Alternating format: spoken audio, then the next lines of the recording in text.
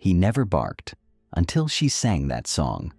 What happened next brought them all to tears. They thought they were rescuing him, but in truth, Max was the one who had lost something far too deep to be saved with open arms. From the moment Max stepped into the quaint, quiet home tucked between the whispering woods and winding lanes of the small town, he was silent. Not the kind of silent that made you uneasy, but the kind that made you ache. He didn't whine, didn't bark, didn't even look up when 5-year-old James dropped his ice cream cone right beside him. He was there, but it felt like he wasn't. Max didn't chase the balls that James threw. He didn't nudge Elena's hands when she offered treats. He didn't wag his tail when Evelyn called his name. Nor did he ever lift his eyes when Henry came home from work, jingling his keys with the hope of a tail-thump welcome. He just lay there, breathing, waiting. When the shelter had handed Max over, the volunteer's eyes had glistened. His last owner was elderly, passed away in the hospital. He stayed by the door for days after. He hasn't really been the same since, but he's gentle, so gentle, just quiet. Maybe he's still listening for a voice that's no longer coming. That was all they knew. But even that small truth made Evelyn's heart wrap tightly around the dog the moment she saw him. James, bright-eyed and bursting with energy, had named him Maximus the Brave within an hour. Elena had made a handmade tag with his name in glitter. "Because every hero should sparkle," she'd said. Max had simply blinked, then curled up at the edge of the room, like a ghost, politely making space. As the days turned into weeks, Max's silence became the invisible weight in the house. James's superhero games no longer included Max. Elena stopped trying to read to him. Even Henry, once eager to teach Max new tricks, gave up after Max ignored every ball tossed his way. But Evelyn kept watching. Every morning before sunrise, she'd sip her tea on the back porch, wrapped in an old shawl, Max lying beside her like a silent sentry. He'd always face the woods, as if watching for someone he knew wouldn't come. "He's grieving," she told Henry one night, her voice barely above a whisper. "And maybe I know how that feels." Henry kissed her forehead, but said nothing. He didn't know how to ease that ache, hers or the dog's. It wasn't until a rainy Thursday night, when the wind howled low and the house fell into an unusually deep quiet, that something changed. Evelyn couldn't sleep. A restlessness tugged at her chest, one she hadn't felt in years. She wandered downstairs, passing by the family photos on the wall, until she found herself in the living room. Max lay in his usual spot, curled near the cold fireplace, motionless, still as ever. Without thinking, Evelyn sat on the floor beside him, pulled the blanket tighter around her shoulders, and began to hum. It was soft at first, barely a whisper, but it was the song. That song, the one her grandmother used to hum when the world was too loud or too sad, the one Evelyn had hummed to her children on their worst nights. A lullaby, low, old, and soaked in the kind of comfort only memory could hold. Max's ears twitched. Evelyn didn't stop. He stirred, his breathing changed. His paws shifted against the floor. Slowly, he opened his eyes and looked at her. Their eyes met, and something passed between them, something unspoken, as if the tune had peeled back a layer of time, revealing a familiar voice hidden deep inside him. Then Max did something he hadn't done since arriving. He moved. Not because someone called him, not because a treat was waved, not even because he was curious. He moved toward her. He rested his chin, softly, cautiously, on Evelyn's lap. Evelyn's hand trembled as she reached to touch him. Her voice cracked as she whispered, "You remember, don't you?" The only answer she got was the gentle rise and fall of his breath. But that was more than enough. Because in that quiet moment, Max had finally let go of something just enough to hold on to someone new. And that was the beginning of everything. The morning after Max rested his head in Evelyn's lap, something felt different in the air. It wasn't the weather, though the sun peeked through the clouds with unusual warmth. It was something quieter, but deeply felt. When James came downstairs, rubbing the sleep from his eyes and dragging his blanket behind him, he found Max sitting upright by the window, watching the morning birds flutter outside. Not lying, not curled, but sitting, alert, watching, present. "Mom," James whispered excitedly, tugging on Evelyn's robe. "Max is awake." Evelyn peered over her mug of tea. Her eyes met Max's. He looked back. She smiled softly. "Yes, sweetie, he is." Throughout the day, Max followed Evelyn more closely than usual. He stayed near the kitchen while she cooked, lay near her feet as she folded laundry, and even sat quietly at the bathroom door as she brushed her hair. It wasn't intrusive. It was protective, gentle. James noticed first. "He's following you like a puppy." Elena raised an eyebrow. "More like a shadow," she added, her voice laced with quiet curiosity. Henry too began to see the shift. When he returned from work, Max trotted to the door, not fast, not enthusiastically, but enough to meet him, enough to say, "I see you." That evening, Evelyn hummed the lullaby again. She wasn't trying to repeat anything magical. She just needed the comfort. She stood at the stove, the soft notes drifting into the air, when she noticed Max walk in from the hallway. He sat by the table, ears tilted, eyes locked on her. She stopped humming. Max stood up, stepped forward, and gently placed his paw on her foot. Evelyn turned fully to face him. "Do you know that song?" she asked quietly. "Is that what you remember?" Max didn't move, but his eyes shimmered, and in them, Evelyn saw something unspoken, a story, a memory. Later that night, after the children were in bed and the dishes were done, Evelyn sat with Henry on the couch. Max lay at their feet. "I think that song meant something to him," she said softly. Henry nodded. "Do you think it reminded him of someone?" She looked down at Max, whose tail gave a small, almost imperceptible wag. "Yes," she whispered. "I think it reminded him of love." In the stillness, they sat, and for the first time since Max had come home, the house felt complete. Not just full, but alive with something quiet and powerful. Connection. The next day, Elena found Max sitting by her bedroom door. "Good morning," she said, surprised. She reached out her hand. He nuzzled into it, and when she walked downstairs, he followed. A week had passed since Max first responded to the lullaby, and the house had started to shift with him. James now raced to the living room every morning to greet Max, announcing his day's adventures before the sun had properly risen. Elena, curious as ever, began keeping a small notebook titled Max's Moods, where she would write things like, "Tail wagged twice today," or "Stood by the door when I played piano." Max didn't play yet, not the way other dogs did, but his presence had evolved. He wasn't just there anymore, he was part of them. And then came the red scarf. Elena had been helping Evelyn clean the attic. Dust clung to forgotten furniture, and sunbeams spilled through the cracked window panes. They found old holiday decorations, yellowing books, and a battered chest Evelyn didn't recognize. Inside, among winter scarves and brittle newspaper clippings, was a soft, neatly folded red scarf. It smelled faintly of lavender and something older. Wood smoke, perhaps. Evelyn's fingers hesitated over the fabric. "This isn't ours," she said. Elena unfolded it.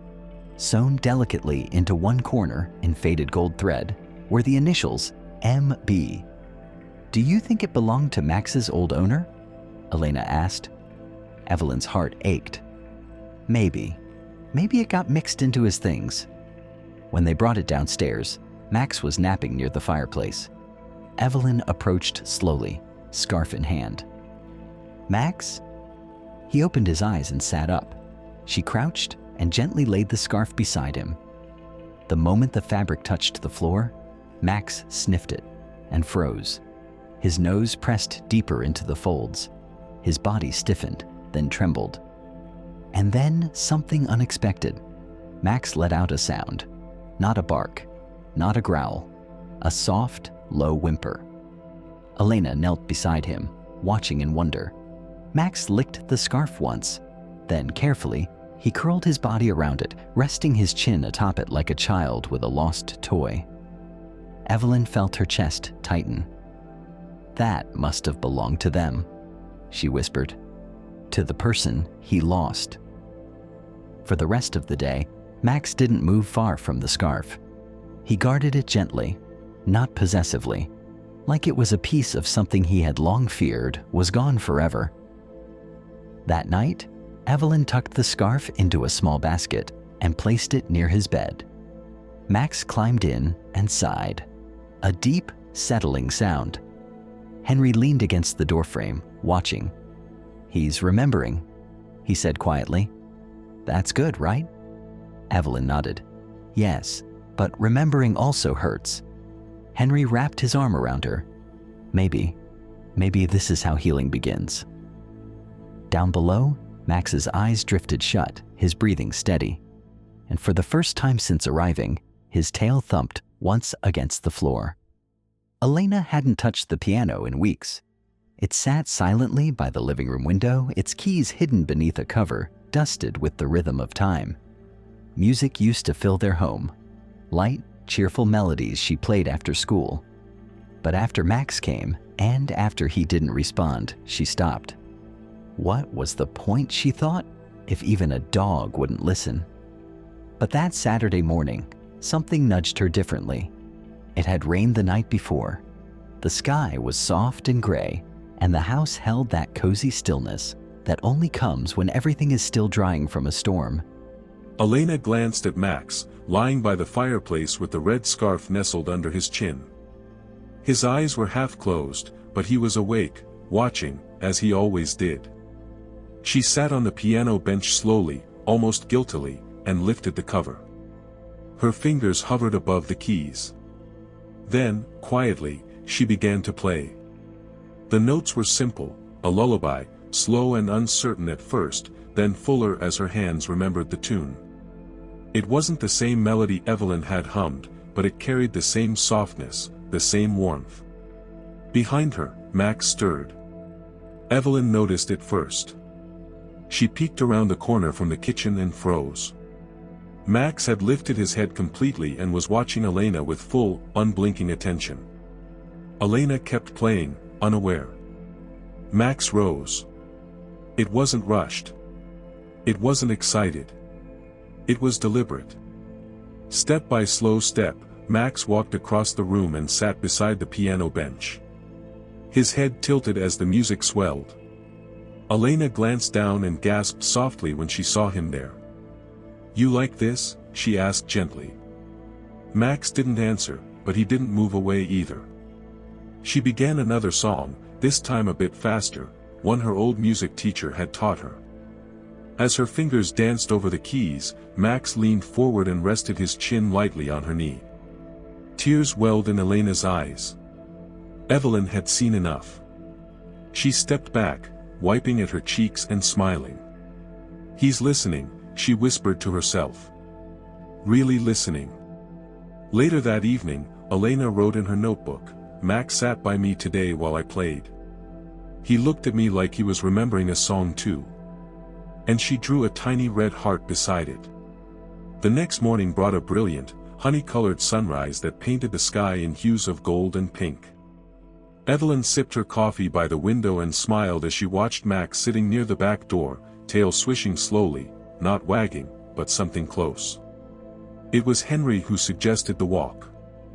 "Let's all go to the park this morning," he said, patting Max's head. "The air's too nice to waste indoors." The kids were thrilled. James ran to grab Max's leash while Elena packed a small bag with snacks, a ball, and Max's favorite red scarf, carefully folded and tucked beside a bottle of water. Max didn't resist when they clipped on the leash. In fact, he trotted toward the front door before they even called him. It was the first time he led the way. The park was quiet when they arrived, a light breeze rustling through the trees. Children laughed in the distance, and the sound of a fountain bubbled nearby. They settled on a worn wooden bench beneath a weeping willow. James and Elena took turns running through the grass.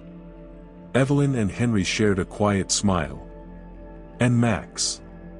Max sat beside them, his gaze following the children's every move. Then came the moment none of them expected.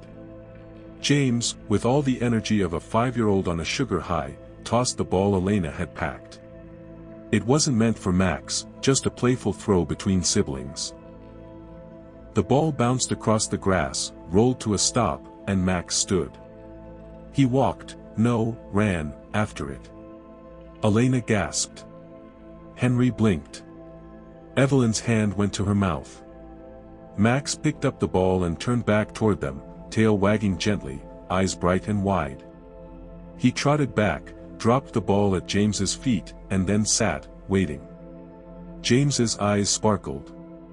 Max. You want to play? He threw the ball again. And again, Max ran. Over and over. Back and forth. His body moving freer, his spirit lighter. For the first time since he entered their lives, Max played, not just with his legs, but with his heart. Tears welled in Evelyn's eyes as she looked at Henry. He's coming back to us, she whispered. Henry nodded, voice thick. Maybe he never left. Maybe he was just waiting for the right moment. Later, as the sun dipped behind the trees and the wind turned cooler, Max lay between James and Elena, panting happily. The red scarf was wrapped loosely around his neck, a soft reminder of where he came from, and the new memories he was making. The park bench behind them remained empty. But the space Max had once held in silence, was now full of life. The following weekend, the family returned to the park. This time, they brought a blanket, sandwiches, and a stack of Elena's favorite books. Evelyn had packed a small thermos of hot cocoa, and Max trotted along, red scarf tied neatly around his neck like a badge of honor. They chose a new spot, a grassy patch beneath an old oak tree whose limbs stretched wide like arms welcoming them back. It was quieter here, away from the playsets and picnic tables.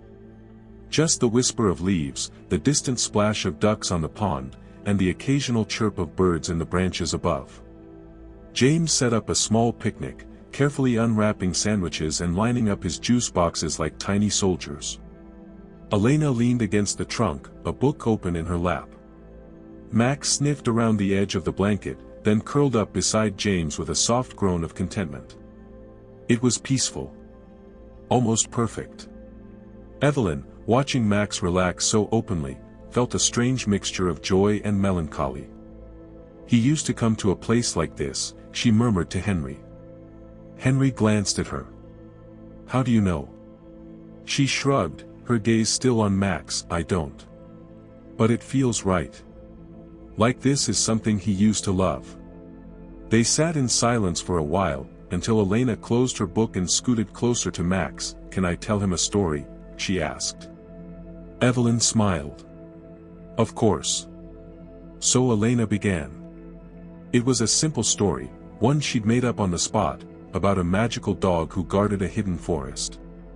She described golden eyes that could see through lies, paws that made no sound, and a heart that had been broken long ago, but still beat for the ones who needed it most. Max listened. He didn't fall asleep. He didn't wander away. He stayed right there, head resting on his paws, eyes locked on Elena as if he understood every word. When she finished, James clapped. Evelyn wiped her eyes. Even Henry looked moved. And Max, with the setting sun casting golden light over his fur, did something new. He leaned his head against Elena's leg, and sighed. A sigh so human, so deep that it felt like a piece of pain had finally been released into the wind. Evelyn gently reached over and placed her hand on Max's back. "You're not guarding anymore," she whispered. "You're home." The oak tree rustled above them. And beneath its wide, sheltering arms, they all sat a little closer. It was a quiet Tuesday afternoon when the doorbell rang. Evelyn wiped her hands on a towel and answered it, expecting a neighbor or perhaps a delivery. Instead, standing on the porch was a thin, gray-haired woman in a knitted shawl, her hands clasped around a small, folded envelope. "Can I help you?" Evelyn asked kindly. The woman gave a tired smile. "You have Max," she said. The name on her lips sent a ripple through Evelyn's chest. "You knew him?" The woman nodded slowly. "He belonged to my father, Harold. I'm his daughter. I saw the adoption notice at the shelter. I wasn't sure if I should come, but," her voice trailed off as her eyes found Max, who had wandered into the hallway behind Evelyn. The moment their eyes met, Max froze. Then something remarkable happened. Max walked forward. Slowly. Cautiously. And then, just as he reached her, he leaned in and sniffed the hem of her shawl, an old scent, worn in the folds. Tears gathered in the woman's eyes. She knelt carefully. "Hey, old boy," she whispered, her voice breaking. "You remember me, don't you?" Evelyn stepped aside, heart thudding. "I helped care for him, especially toward the end," the woman said. "Dad used to hum a lullaby every night. Max never left his side. When Dad passed, Max stopped doing everything. Eating, playing, and barking. It was like he shut off." Evelyn's eyes filled. "We figured he was grieving." The woman nodded. "He loved deeply. He always did." They sat in the living room, sipping tea. Max lay between them, his body finally at ease. The woman placed the envelope on the table. "This is for you. From the shelter records. A letter Dad wrote, just in case someone ever found Max again." Evelyn picked it up, her fingers trembling. She didn't open it right away. Instead, she looked at Max. "Thank you," she whispered to the woman. "Thank you," the woman replied, stroking Max's head. "For bringing him back to life." That night, long after the visitor left, Evelyn sat by the fireplace with Henry. Max rested near her feet, the red scarf gently rising and falling with each breath. She opened the letter. And as her eyes moved across the words, a single tear slid down her cheek. "Max was always meant to find his way home," it read. "To wherever love lived." Evelyn didn't sleep that night. The letter lay on the nightstand beside her, its contents read once but lingering like a quiet echo in her chest. She had held it close, as if the warmth of her hands could somehow breathe more life into the words left behind. Each time she closed her eyes, she saw Harold, though she had never met him. She pictured him as kind, weathered, perhaps with eyes like Max's, deep and quietly wise. The kind of man who spoke less and felt more. A man who knew how to love a dog the way some people forget to love people. By morning, the air in the house felt unusually heavy, as though the walls themselves were reflecting her thoughts. Henry had gone to work early, the kids were in their rooms, their laughter and chatter softened into the corners of the house. Max lay near the fireplace, his breathing slow and steady, the red scarf folded gently beneath his chin like a child's treasured blanket. Evelyn sat in the old armchair beside him, the letter in her lap. She opened it again, not because she had forgotten the words, but because they deserved to be read until they were etched into her. To the kind soul who finds Max. The words washed over her like music she hadn't realized she'd needed. They weren't written with flowery language or poetic flair. They were simple, but rich with devotion.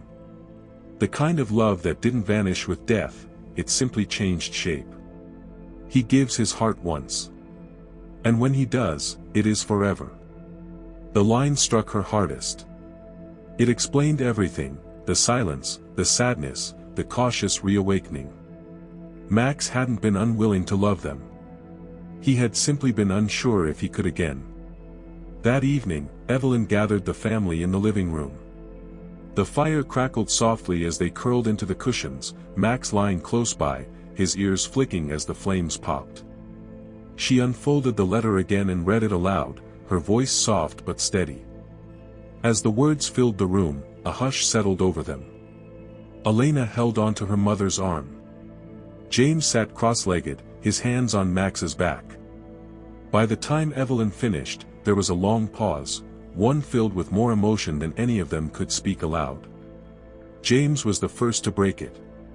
He crawled toward Max, wrapped his small arms around him, and whispered, "We're your home now." Max didn't move for a moment. And then, his tail thumped once. Then again.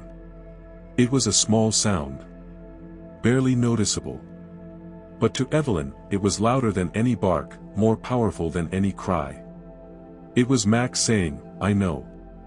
Later that night, after the children had gone to bed, Evelyn placed the letter inside a wooden box with Max's adoption papers and the tiny gold tag he came with. She sealed it gently and tucked it into the shelf beside their family albums. Not as a goodbye, but as part of their story now. It happened on an ordinary morning. The kind of morning where the sunlight filtered in through the curtains just right, golden and warm, touching the wooden floors like a soft hello. James was building towers out of cereal boxes on the kitchen floor, Elena was at the table sketching Max in her notebook, and Evelyn was humming as she flipped pancakes. Max lay in his usual spot by the window, half asleep, half listening, his head nestled into the curve of his paws. The moment itself was so quiet, so simple, it might have passed without notice, until James knocked over a box. The crash startled everyone. Elena gasped. Evelyn turned quickly. And Max jumped to his feet and barked. One sharp, clear bark. Then another. The room froze. James dropped the pancake spatula he had been pretending was a sword. Elena's pencil slipped from her fingers. Max stood still, ears perked, chest rising and falling like he was surprised at himself. Then, slowly, his tail wagged. Did he just bark? James whispered. Evelyn placed a hand over her heart. He did. Elena stepped forward cautiously, crouching in front of Max. "Do it again," she said gently. "Max, speak." He tilted his head, let out a soft woof, and then licked her face. The house erupted in laughter, cheers, and clapping. James did a dance around the living room. Elena hugged Max so tight he gave another startled bark, followed by a happy sneeze. Henry walked in a few minutes later, coffee in hand. "Did I miss something?" Max barked, they all exclaimed. And he had. Not just once. Not just out of surprise. But with purpose. That day, they took him to the park again. He barked at birds. Barked at sticks. Barked when James rolled down a hill and laughed. It was like something inside him had finally come loose, something he had kept caged for far too long. And when they came home, he curled up at Evelyn's feet with a long, contented sigh. The sound of a dog who had found his voice. And used it. That Sunday, Evelyn brought out the old family photo albums. It had become a soft tradition, one they started again recently, now that Max had become such a present part of their lives. The kids loved flipping through the pages, pointing out baby photos and holiday moments, laughing at Henry's old mustache and Evelyn's outdated glasses. But this time was different. This time, Max was in the room, and this time, they were searching for a place for him. "He needs to be in our book," James said, very matter-of-fact, as he patted Max's head. "Because he's family now." Elena nodded. "We can start a new page. One just for him." They gathered around the coffee table with scissors, markers, and pages of printed photos, snapshots they'd taken over the past few months. Max lying under the Christmas tree. Max watching James build forts. Max curled up beside Elena as she played piano. Evelyn found one she loved most, a picture from the park, where Max was mid-run, and his red scarf fluttering like a cape. His face, captured in motion, showed the very thing they had waited so long to see, joy. They decorated the page with stickers and scribbled captions. Max's first real run. Max sleeping with his favorite scarf. The bark that changed everything. When they finished, James insisted they do something more. We have to take a new photo. One with all of us. Henry set up the camera on a timer. They positioned themselves in the backyard, the garden blooming behind them, the sun catching in Evelyn's curls and Elena's dimples. James held Max's leash like it was a lifeline. And when the shutter clicked, Max barked again. It was short and sweet, as if he were announcing his place, not just in the photo, but in their lives. That evening, Evelyn slipped the printed image into the final space of the album. She stared at it for a long time. There were smiles on every face. And right in the center, tail wagging, tongue out, ears perked, was Max. The missing piece they hadn't known they were waiting for. That night, the moon hung heavy and full above the rooftops, bathing the neighborhood in silver. The wind whispered gently through the trees, and the hum of quiet crickets wrapped the evening in a lullaby. Evelyn lay in bed with the windows open, letting the fresh air drift in. But she couldn't sleep. Her thoughts were still tangled in the new photo album, the way Max had barked at just the right moment, how his spirit had woven itself into their lives so effortlessly, and yet with such silent depth.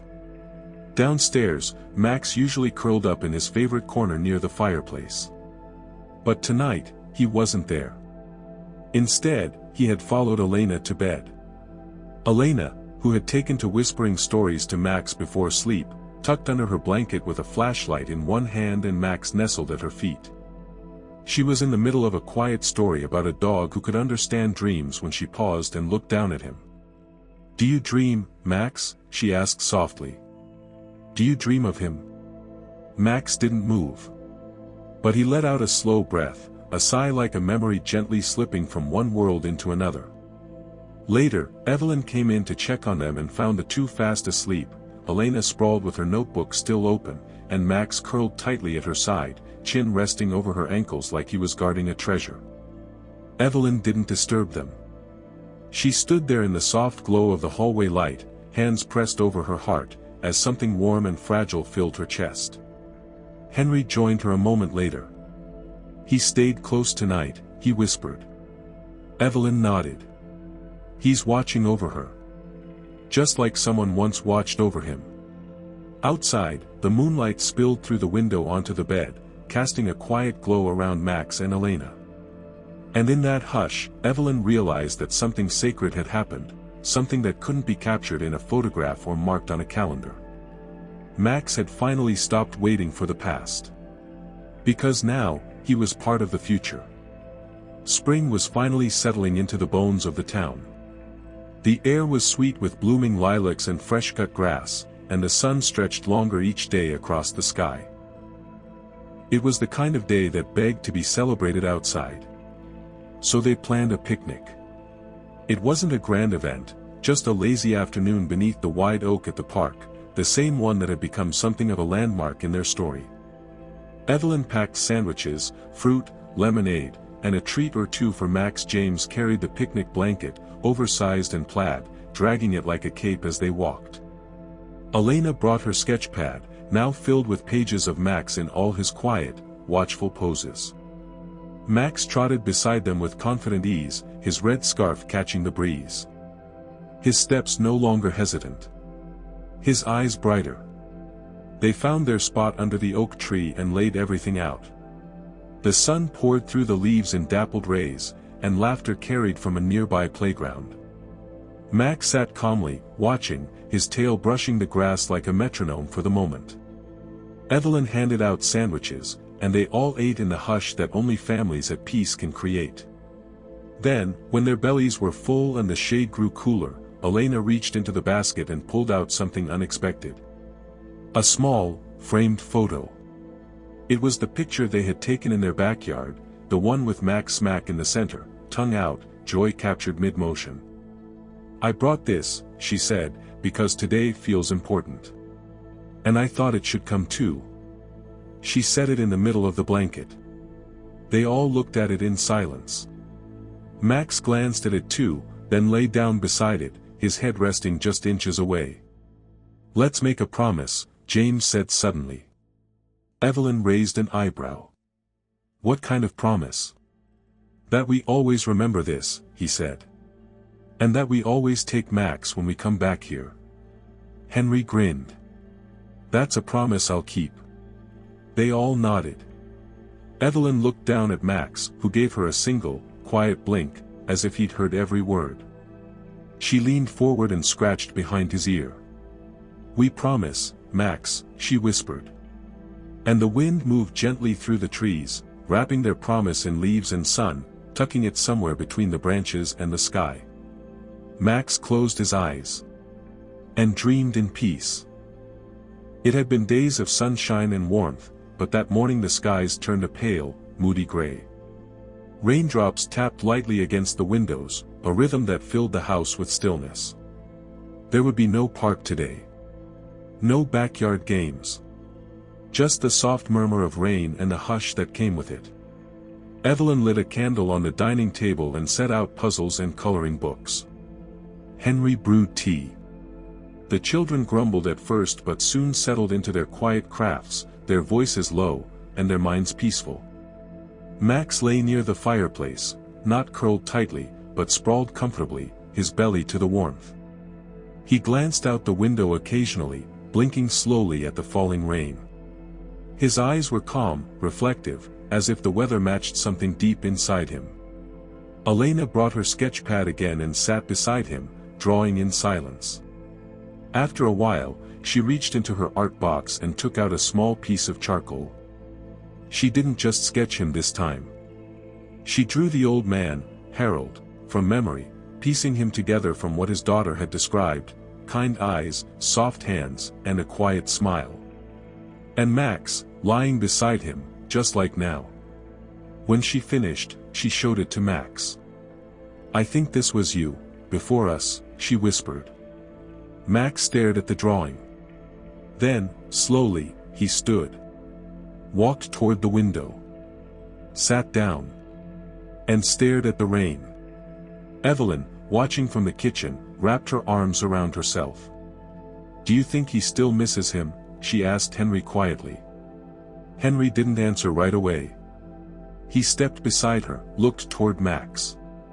"I think," he said, "he always will. But now he knows, it's okay to remember and still move forward." They stood in silence, the warmth of the tea kettle rising behind them, the sound of the rain like a lullaby. James ran over with a blanket and laid it beside Max. "Just in case you get cold," he said. Max looked back at him and licked his hand. The rain fell. The fire crackled. And the house, wrapped in the soft hush of a rainy day, felt more like home than ever before. James's birthday arrived on the tail end of a crisp spring morning. Sunlight danced through the trees, and the house buzzed with excitement. Balloons clung to doorframes, and the kitchen smelled of vanilla cake and frosting. Evelyn moved with practiced grace, arranging snacks while Henry strung up a banner that read, "Happy 6th birthday." But the real surprise wasn't the presents. It was Max. For the first time ever, Max wore a party hat. He didn't like it at first, he pawed at it and shook his head, but when James giggled and clapped his hands, Max stopped. He looked at James, then at the rest of the smiling family, and slowly, as if trying on the feeling for size, he wagged his tail. The guests arrived, just a few neighborhood kids and their parents. James led Max around like a proud older sibling, introducing him as the bravest dog in the world. Max tolerated the hugs, the petting, even the awkward photo attempts. But it was the moment the kids started playing Duck Duck Goose on the lawn that changed everything. James tapped Max's head. "Goose." Max barked, once, and bolted after him. Squeals erupted across the yard. James ran in circles, Max following with gentle hops and half-skips. It wasn't the fastest chase, but it was the most joyful. Evelyn stood by the kitchen window, her hand over her heart. "He's playing," she whispered. Henry kissed her cheek. "And look how happy he is." Later, as the party wound down and the sky shifted to hues of tangerine and gold, James opened his last gift. It wasn't a toy or a game. It was a scrapbook page. Elena had made it herself, photos of Max, James, and their moments together. In the center, she had drawn Max with a cape, a crown, and a heart. "Because he's our hero," she explained. "And heroes show up when we need them most." James hugged her tightly. And Max lay down beside them, resting his head on James's feet. The candle on the cake flickered in the soft breeze. And as they sang, Max lifted his head and gave a soft, contented bark, just once. But it was enough. The storm came suddenly. Thunder rolled in without warning, shaking the windows and sending the power flickering once, then twice. Rain slashed against the windows, and the wind howled like an angry voice across the roof. James, never fond of loud weather, huddled in a blanket on the couch. Elena sat beside him with a flashlight, her arm around his shoulders. Evelyn lit a few candles and placed them around the living room, the soft flickering glow warming the space. And Max stood guard. He didn't retreat to the fireplace or curl into a corner like he might have months ago. He sat at the foot of the couch, between the kids, his eyes steady, ears perked, as if watching the storm itself. "Is Max scared?" James asked quietly. Evelyn smiled. "Not anymore. He's watching over us." But the tension in the house didn't lift right away. The storm grew louder. One of the trees scraped hard against the window, and a crack of lightning lit up the yard like day. James began to cry. Without a word, Evelyn crossed the room, knelt beside Max, and began to hum. The same lullaby. Soft, familiar.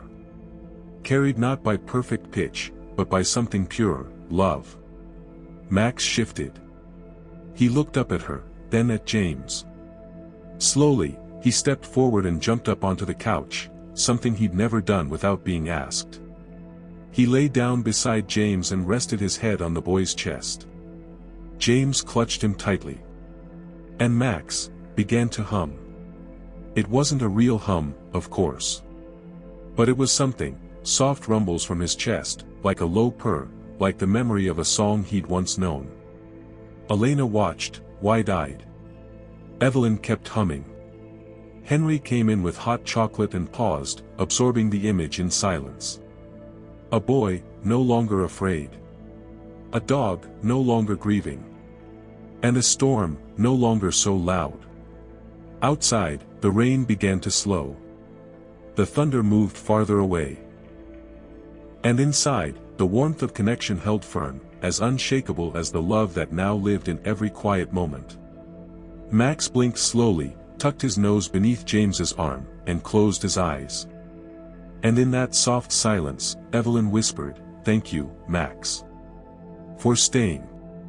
A week after the storm, while doing her usual Saturday tidying, Evelyn came across an old box tucked into the back of her bedroom dresser. She hadn't opened it in years. It was filled with little mementos, baby shoes, concert tickets, birthday cards. But near the bottom, folded carefully and tied with a faded ribbon, was a letter she didn't remember. Her heart skipped as she untied it. It was a thank you letter. From Harold Benton, the man who had once called Max his own. Dated months before his passing, it had somehow found its way into the adoption papers. It wasn't addressed to anyone specific. Just a quiet message to whoever loves him next. Evelyn read slowly, her hands trembling. Max came into my life after a loss I didn't think I could survive. He didn't fill the space, it's not his job to, but he stood quietly beside it until the pain felt like something I could carry. If you're reading this, then he's done the same for you. I hope he brings you the stillness he brought me. And when he finally lets go of what came before, I hope you see him for the joy he truly is." Evelyn's eyes blurred with tears. She folded the letter back into its ribbon and held it close. Downstairs, she found Max lying on the back porch, watching the trees sway. She sat beside him and slipped the letter into a small glass jar, placing it on the windowsill beside his red scarf. "We're both still learning to let go," she said softly. "But we're doing it together." Max looked up at her, blinked once, and placed his paw over her hand. The sun dipped low behind the hills, casting long golden rays across the porch. And in that golden silence, Evelyn knew she was exactly where she needed to be. Spring had fully arrived, and with it came a new energy in the town. The trees stretched out with soft green leaves, and blossoms hung heavy on branches that danced in the breeze. Everything felt lighter, more open, as if the world had taken a deep breath and was finally exhaling. Evelyn stood at the door, holding Max's leash in her hand. But Max didn't come to her right away. He stood in the yard, looking back, his tail wagging slowly. "You want to go on your own today?" she asked. It wasn't really a question. She felt the answer in her chest. For weeks, they had walked Max along the same winding trail at the edge of the woods. It was peaceful, a hidden path shaded by tall oaks, where the air smelled like wildflowers and soil. It had become their space, the place where Evelyn often talked to Max like he was another grown soul just trying to make sense of things. But today felt different. Evelyn dropped the leash. "Let's go," she whispered. Max walked beside her without command. No tugging, no hesitation. Just presence. Confidence. Halfway down the trail, Evelyn sat on a bench tucked beneath two giant trees. Max climbed up and sat beside her, not at her feet, not beneath the bench, but beside her. Like an equal. For a while, neither moved. The wind rustled gently through the trees. A squirrel darted past, and Max turned to watch it, tail tapping the bench once, then twice. "You've changed us," Evelyn said aloud. "You've healed things I didn't even realize were broken." Max didn't make a sound. But he leaned his head into her side and exhaled deeply. She smiled. "You were never just our pet," she continued. "You were our bridge. Between what we lost and what we found. Between what we feared and what we loved." She took the red scarf from her pocket, now slightly faded and soft with age, and tied it gently around his neck. "No leash today," she said. "You've already proven you'll never leave." And Max, with the golden light filtering through the trees and his fur rippling in the breeze, looked ahead down the path. Then he walked beside her. And together, they moved forward. Summer arrived with golden mornings and soft, starlit evenings. The family had found their rhythm, a pace of life that felt both full and peaceful. Max, now more than ever, had become part of every beat. It was during one of those gentle, late afternoons when they returned to the hill above the park. It wasn't planned. Elena had simply said, "Let's go there," and the rest followed. They brought a blanket, some lemonade, and Max's favorite toy, an old, squeaky duck that had somehow survived every tug-of-war. They spread the blanket beneath the same oak tree where so many of their memories had unfolded. James tossed the duck, Elena sketched the breeze, and Henry lay with his hands behind his head, cloud-watching. Evelyn sat with Max beside her, brushing her fingers through his fur. "You've changed everything," she whispered. Max leaned into her and closed his eyes. As the sun lowered, casting soft gold over the grass, Evelyn stood and took a small wooden sign from her bag. It was handmade, carefully painted with blue and white letters. "Max's Hill, our forever place." She planted it in the soil near the oak, just above the roots. The children clapped. Henry smiled and pulled Evelyn into a hug. Max walked to the sign, sniffed it once, and gave a quiet, approving bark. That night, as stars blinked into the sky and fireflies danced in the tall grass, Max lay in the center of his family, peaceful, safe, and deeply loved. He wasn't just a dog who had once forgotten how to play. He was the reason they remembered how to cherish every moment. And beneath the oak tree, in the light of that memory, they all knew. This wasn't just a chapter. This was home.